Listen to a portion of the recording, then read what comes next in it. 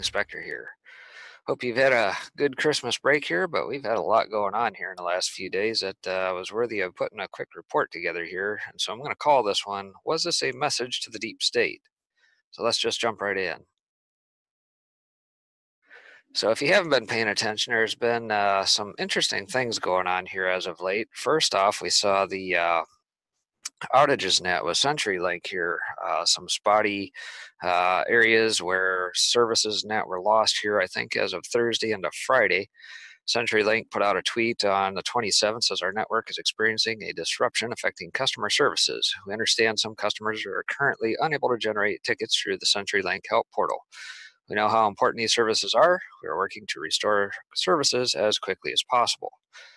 Now, CenturyLink, just to give you a quick little background, is an American telecommunications company headquartered in Monroe, Louisiana, that provides communications and data services to residential, business, governmental, and wholesale customers in 37 states. It's a member of the S&P 500 index and Fortune 500. And one of the other articles that I'm going to cover here shortly, just a quick quip out of that, states that they're based out of Monroe, Louisiana, has roughly 4.84 million customers in over 60 countries, according to its 2018 third quarter report. The number of customers affected was not clear as of Thursday. So this outage creates issues in other parts of the country regarding medical and emergency services, according to the AP. So a couple articles came through immediately on Thursday, the 27th. It says CenturyLink IDs cause of outage that affected Utah government. And that was by way of KSL on the 27th. So we know that it affected folks in Utah. We saw some stuff out of Idaho via the Idaho Press as nationwide CenturyLink outage disrupts local customers and disrupted their day-to-day operations across the country, including in the Boise area. We saw an EAS alert tweet link here from IPAWS Alerts, new post alert, sporadic 911 outage. That was Friday about midday. And then it started to hit some of the major outlets like Zero Hedge. FCC Chairman Ajit Pai had ordered an investigation, calling the outrage completely unacceptable, and its breadth and duration are particularly troubling. And there you can kind of see in the map, California, Colorado, Texas, and a lot of places along the seaboard states and through the southeast. And then also we saw the TechCrunch 9/11 emergency services go down across the U.S. after CenturyLink outage. Very interesting. So also on the 28th, KSL, CenturyLink service restored after nationwide outage that affected Utah on Thursday. So apparently they were able to rectify the situation, at least in terms of Utah, fairly quickly. And then we also see out of the Hill another article stating FCC announces probe into CenturyLink after the disruption of the 9/11 lines. But then we kind of go back a little bit here, and there's some interesting articles that took place here only a few weeks prior out of ARS Technica. So CenturyLink blocked its customers' internet access, and people in Utah especially were booted offline until they acknowledged security software ads. Interesting. And then back in 2017, June specifically, says there's been 3 class action lawsuits accusing CenturyLink of billing fraud. And then even dating back to July 2016, out of the Durango Herald, there was an interesting article. Says CenturyLink spokesman calls internet outages in a perfect storm. So is this thing possibly pre-planned? Were they telegraphing this thing well in advance?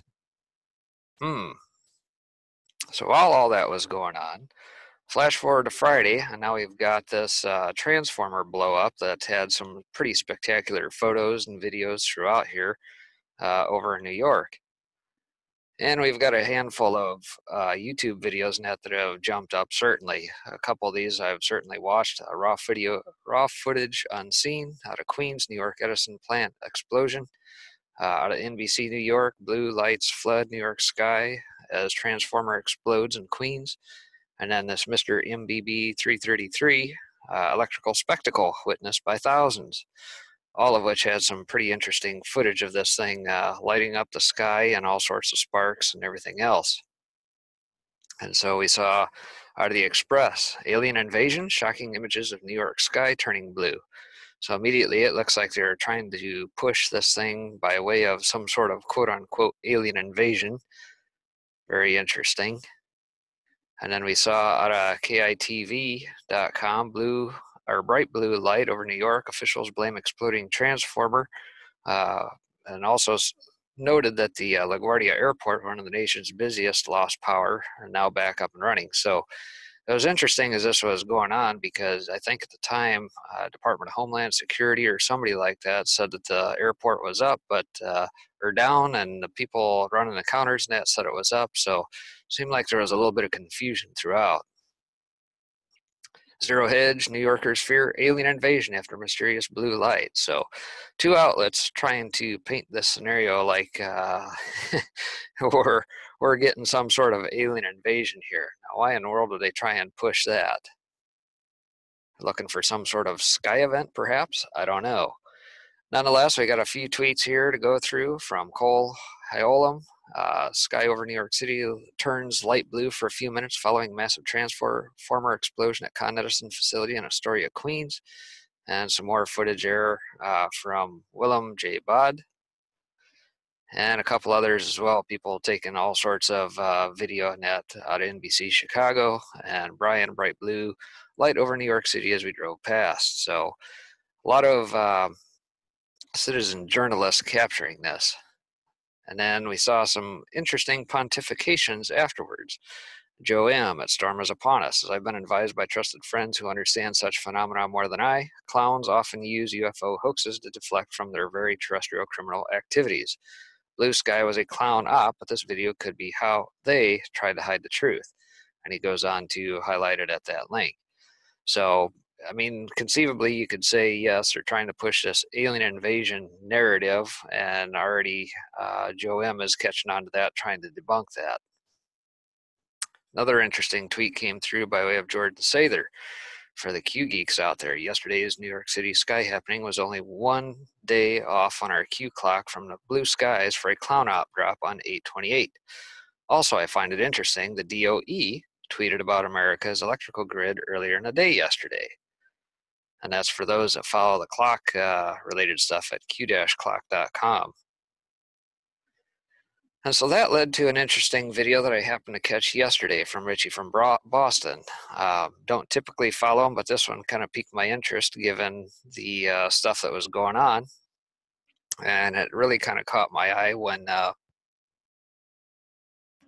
he highlighted the NIAC President's National Infrastructure Advisory Council report in that video.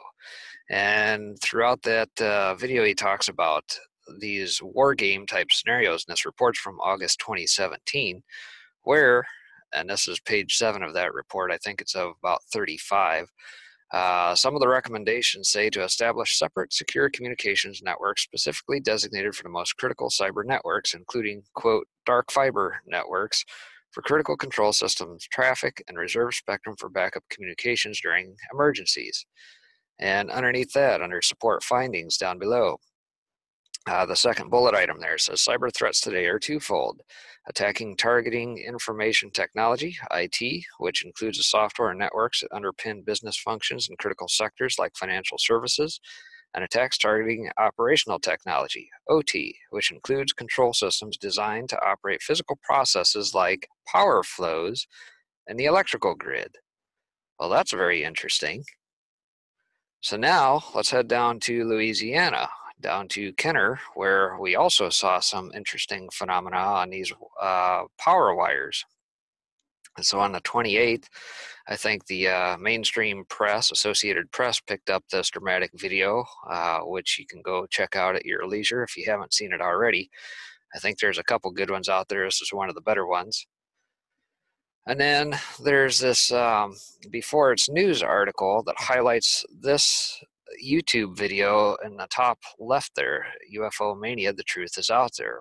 And a guy is highlighting the phenomena as it's happening and giving some quips in regards to that, which he also goes back to a Facebook page, his Facebook page, where he had posted about something like this only a few days prior. And then down below there, you see Deep State Exposed, where they actually did a side-by-side comparison between the Louisiana phenomena, as well as the transformer explosion in New York, to see if there are any similarities. And I think they were trying to paint this in the context that it might be Operation Bluebeam, but I don't know. I think it's a tough call to say whether or not that it was indeed a direct energy weapon. In Louisiana, it looks a lot like it might be camera lens stuff. I don't know, but nonetheless, it says we're now getting much more information from sources on the ground in Kenner, Louisiana, about what caused massive damage to the electrical grid in the morning hours of December 27th. Charles Walton reports he saw a UFO that was over a mile wide over the city. So you can go on to read that there.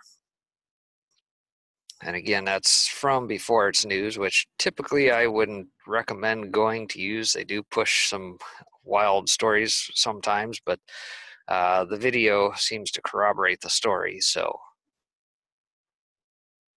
And Femme Patriot 1776 kind of highlights the coincidences here. The fact that we've got a transformer explosions in Louisiana this morning. We've got the explosion of the transformer in Queens tonight. And then you also got, on top of that, the 9/11 emergency system is out in at least half of Washington state, all happening now. There are no coincidences. Hashtag QAnon. Now, another interesting thing that took place on Saturday, the 29th, this was highlighted. Foreign hackers, quote unquote, cripple U.S. newspapers and cause widespread delivery outages and so forth. And it seemed that this particular article highlighted the Tribune Company, which is very interesting because they own like the LA Times, Chicago Tribune, and an assortment of other papers as well. And it was only that particular news outlet and its body of papers. So it was very targeted, which in my mind kind of goes back to like what we saw with the Sony hack here that was blamed on North Korea a couple years back. And what did we find out of that? I think that at the time that it was being painted, we're well aware of Vault 7, for example, and how the clowns were able to spoof the signals and so forth. And so while all that was going on yesterday, we also saw that 8chan was certainly being affected by this in one way, shape, or form as well. CodeMonkey says that the 8chan machines affected by the power outage, posting servers, 33% of our caching servers, 50% of our storage servers, able to stay online in read-only mode because we have 67% of our caching and 50% of our storage servers online. And it was certainly affected yesterday, very slow load times. So we did have an interesting discussion about this last night on the overnight hours on Patriot Soapbox. And I just happened to catch this just by chance that Black Mirror actually recorded that hour or so that we had this discussion, which I and a few other Anons actually hopped on and discussed this further, including going over the footage from the Before It's News video that was captured there, just doing some quick little analysis on it and commentary. So if you get a chance, go ahead and check that out. So in doing that, my mind immediately went toward the financial side of things. And as I did that, I was trying to figure out, all right, who is the power provider for Kenner, Louisiana? Just a quick DuckDuckGo search.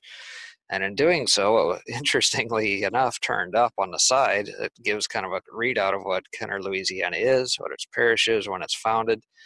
And the part that caught my eye was the fact that it was reincorporated twice, but the last date being December 13th, 1913, which, if we know anything about December of 1913, we know that's when the Federal Reserve Act took place. Now, if you go to Wikipedia, which is up there in the top, you can see that the Federal Reserve was enacted on December 23rd, 1913. But I happened to find this other outlet called Joe's Daily U.S. History for December 13th, where he does kind of a day-by-day going back in history in 1913, in which it states the Federal Reserve is created through the Glass-Owens Act. And I says, whoa, that's very interesting that these two would happen to coincide. So that being said, it says that all because the panic of 1907, perhaps by now you've heard me drone on about the Republican leader Nelson Aldrich and German-American Paul Warburg actually created it or how Aldrich is behind the Jekyll Island secret meeting between the big bankers, and other horror stories about the creation of the Federal Reserve. The question of the difference between a European economic style bill that would favor a central bank devised by Aldrich and a similar one devised by Democratic newspaper publisher Carter Glass and Oklahoma Democratic Senator Robert Owens. And you can go on to read further on that. I just thought it was very interesting that the December 13th happened to be the date that this particular Kenner, Louisiana, coincided with when initially the Federal Reserve was brought to fruition.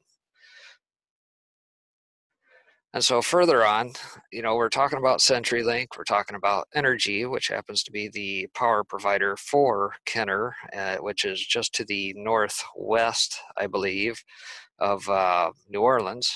And we also have Con Ed up in New York. So all three of which, what is their common thread amongst these? So just quick looking at their top institutional holders. So we see Temasek Holdings, Private Limited, we see Vanguard, we see BlackRock, 1, 2, 3. With Entergy, we see Vanguard and BlackRock again.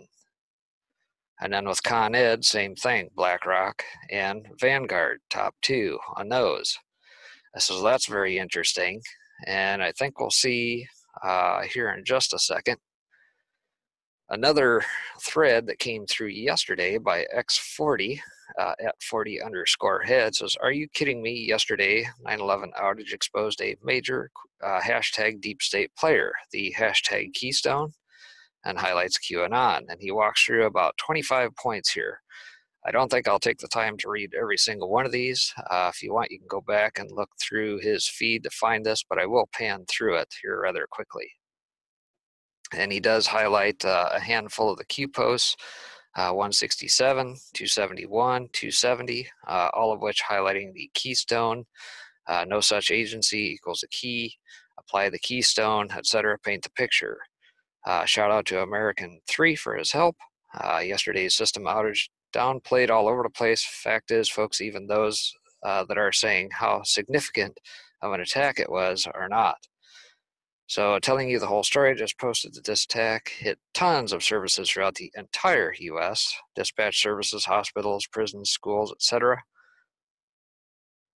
And he goes on to highlight the USA Today article that covered that, and just realize how controlled this hit was. It caused disruption to emergency services, but the emergency broadcast system set up by POTUS early in his presidency worked just fine, meaning EAS, which we just had back in the fall time, if you remember right, the EAS that went out to everybody's cell phones. And I think the report just came out within the last week and a half about the results of that particular test. Goes on to states, 0.6, 7, and 8, 9 there. Hospitals weren't shut down. It's a major tell, folks. Do you imagine Russia, China, North Korea, or any of the rest of the quote-unquote enemies of America the fake news media tries to scare us about would have been that reserved and a hit on the U.S. system? Posted this thread on ties between HRC, BC, the Clinton Foundation, and the Chinese. DJT wars against Hawaii, and ZTE spell out major exposure of deep state money, illegal campaign financing, and a Chinese billionaire, James Riady, and his Lippo group. Man, is this huge. CenturyLink, the group that got hit yesterday, causing all these outages, are major deep state. Folks, they have contracts for 9/11 services, hospital communications, prison systems, and Department of Defense contracts for dark fiber communications. And we just talked about dark fiber out of that NIAC that Richie from Boston highlighted as well. Moving on, point 10, they also tied into the lottery system, schools, banking, communications, and more. How do they get all this control? Hold on to your sneakers. They've been steadily increasing their footprint and their control over nearly every single internet, phone, and communications provider in the U.S. They're massive, and highlights a Wikipedia link there. But who really controls them?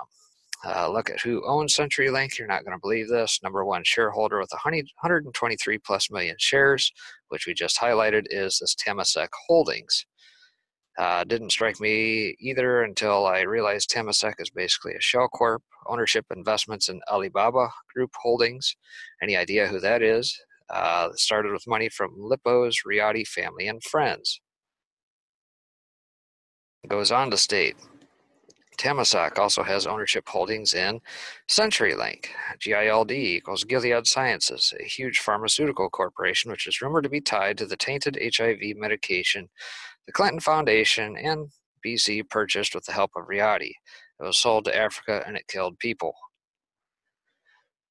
Point 15. CenturyLink is co-controlled by Vanguard, who have significant, if not controlling, shares of Apple, Microsoft, Amazon, Johnson & Johnson, and JP Morgan Chase Bank. Getting the picture here, folks? All deep state companies.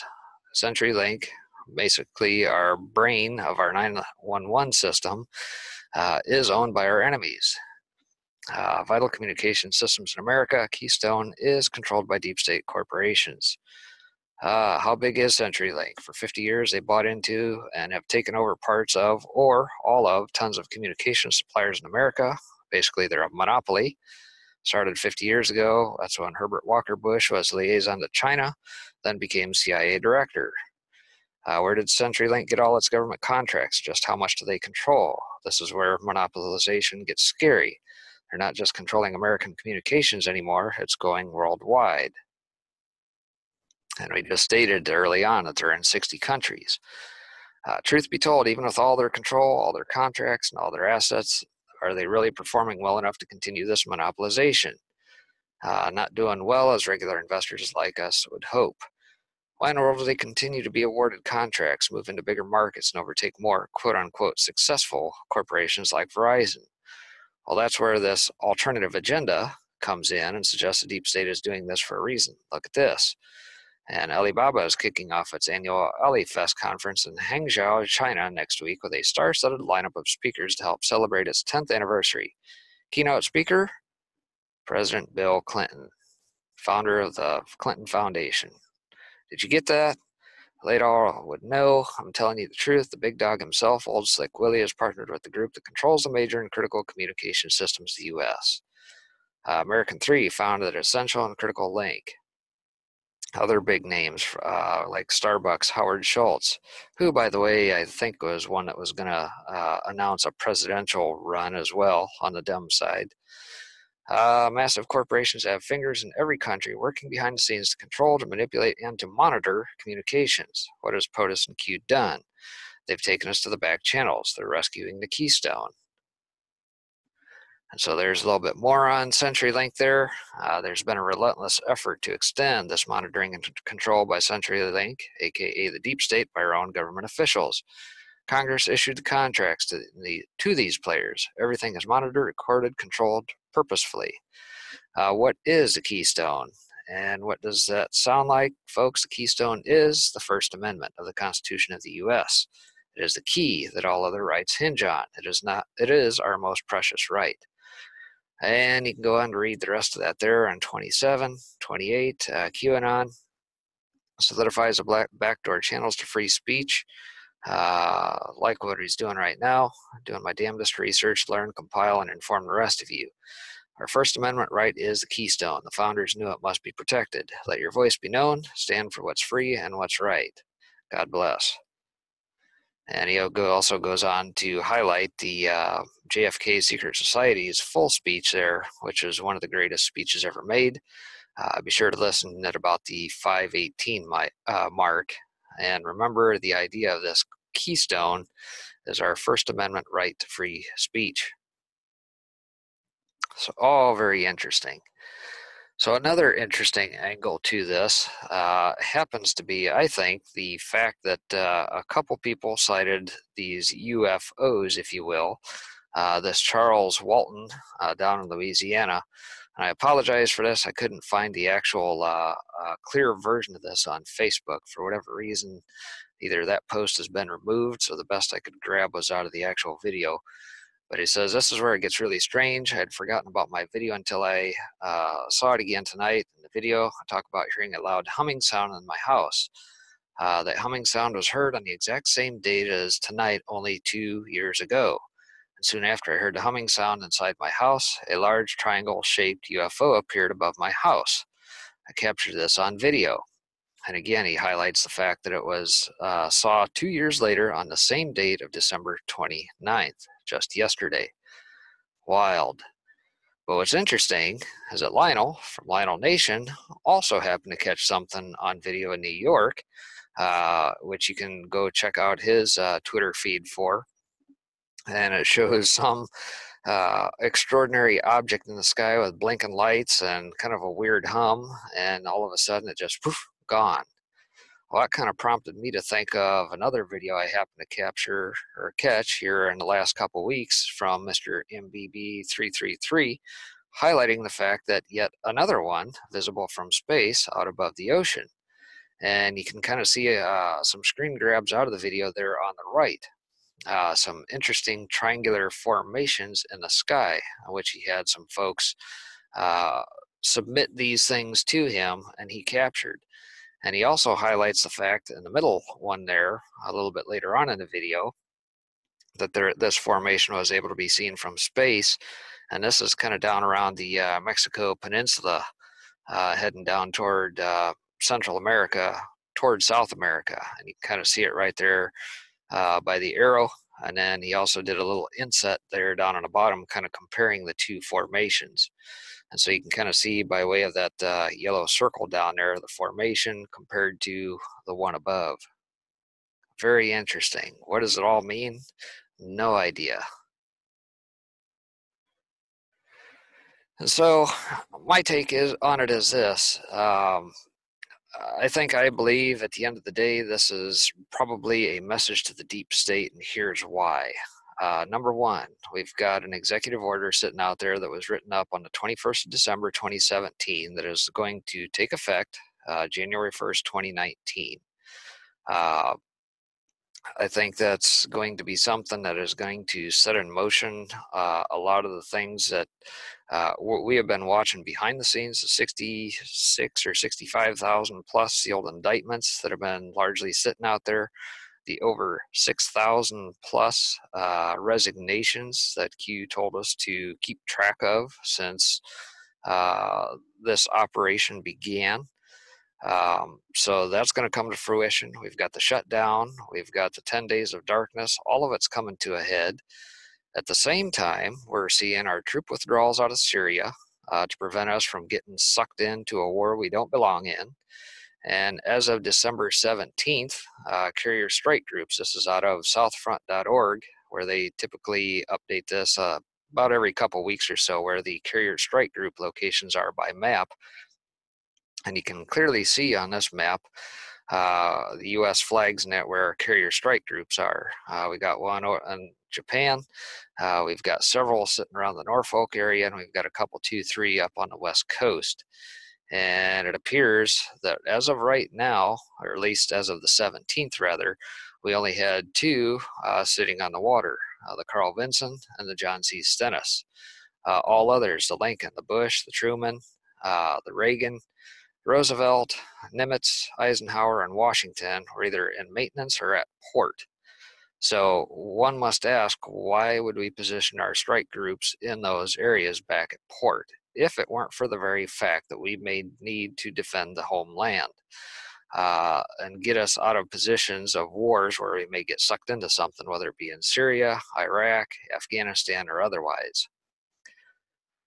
And I guess to further push that point, I think what else did we learn as of the end of November here? If you recall, everybody was talking about this bizarre seismic wave that rippled around the world and nobody knew what the heck it was about. And this actually took place on 11/11. You know, we were all under the belief, I think, that there was supposed to be something that was supposed to unite the world on 11/11. POTUS was in France at the time, and then this little ditty, if you want to call it that, kind of came through. This was actually by way of the Mind Unleashed, if you want to check that out. But John Cassidy, at Earthquake Guy on Twitter, has got a very good stringer of stuff that they've uncovered as a result of that. This unusual seismic wave that traveled around the world on November 11th were well recorded across Canada. The waves, unknown origin at this time, originated near Mayotte, which is between Madagascar and East Africa. Interesting discussion here. So what all does that do? I think it tells us that the good guys are in control, my opinion, and you guys are free to leave your opinions below, certainly. Uh, Certainly, we've seen what they can do by way of this, which could potentially knock out communications to submarines. I think at the end of the day, this might have been a display of force, not only to send to the deep state, but also to any potential threats from outside of our borders while we're in cleanup mode. Feel free to leave your comments below. This is just my take on it, and hope to see you back next time. Breaking Spectre, signing off.